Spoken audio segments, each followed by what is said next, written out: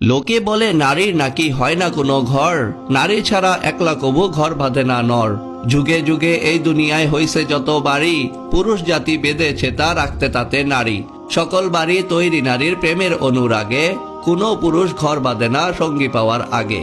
নারীর প্রেমের পরশ পেতে হইতে নারীর বর, পুরুষ জাতি কষ্ট করে বানায় বাড়ি ঘর।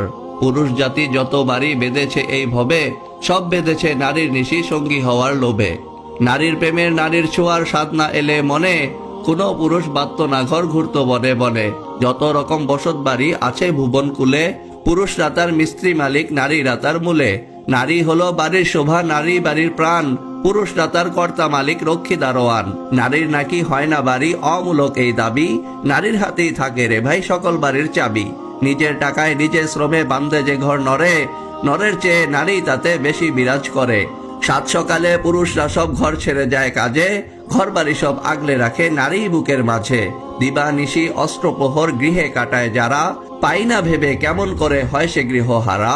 পুরুষরা হয় বাপের ভিটার উত্তরাধিকারী, পিতার গৃহ স্বামীর গৃহ দুই গৃহে পায় নারী।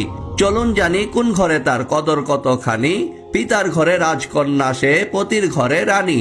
কে বলে রে এই দুনিয়ায় গৃহহীনা নারী, পিতা পতি ভাইয়ের বুকে তাদের বসত বাড়ি।